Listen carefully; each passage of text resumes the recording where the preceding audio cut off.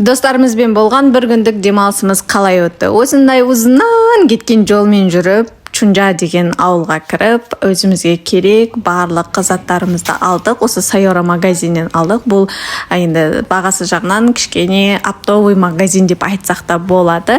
Ол жерде бірақ овощи, фрукты деген нәрсе жоқ. Оны бөлек магазиннен алып алдық. Дальше жолымызды жалғастырдық. Қалай ойлайсыздар, қай жерге барғалы жатырмыз? Осындай террасасымен 2 номер алдық. Арғы жақ біздікі, мына жақ достарымыздікі.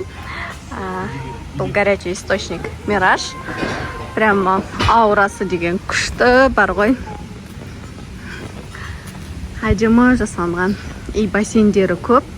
Алған номерімізді көрсетейін енді, оны көрсетпесем блогер болам ба. Осындай двухместный әдемі номер алдық.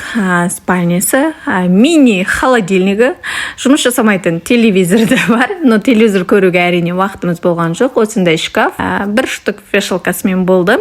Мына комнатаны ашпай қояйық, уборный не бар екен білесіздер ғой енді.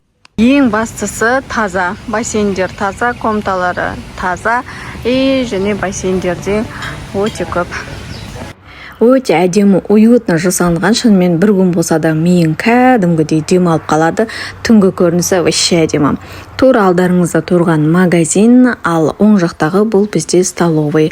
Таңғы ас включен. Қыздар каша немесе жұмыртқа өзіңіздің таңдауыңызға қарай жей аласыздар. Сонымен қатар басқа да тамақ түрлерін заказ беруге болады. Сонымен қатар осындай детский площадкасы да бар. Бір сөзбен айтқан кезде барлық мүмкіндікті жасап қойған, және де территориясы жағынан ең үлкені деп айтсақ та болады. Көріп тұрғандарыңыздай бассейндері өте көп. Әр бассейннің температурасы да әртүрлі, ыстығы да бар, салқыны да бар, закрытыйсы, открытыйсы деген секілді жалпы барлық удобство жасалынып қойылған.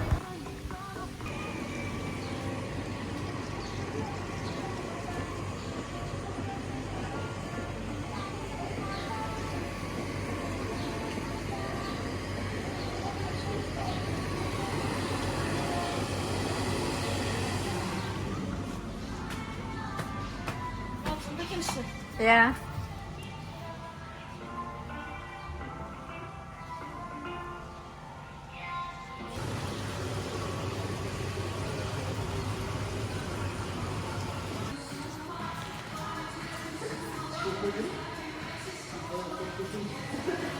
Ал күйеулеріміз шашлык пісіреміз дегеннен кейін біз осындай шампиньон және де жүсай алып алдық. Өзім шампиньоннан, жүсайдан шашлыкты қатты жақсы көремін. Екен видеоға түсіріп алайыншы.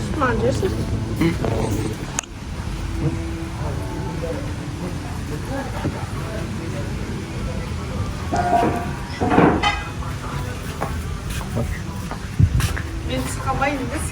Түсіп тұрсың.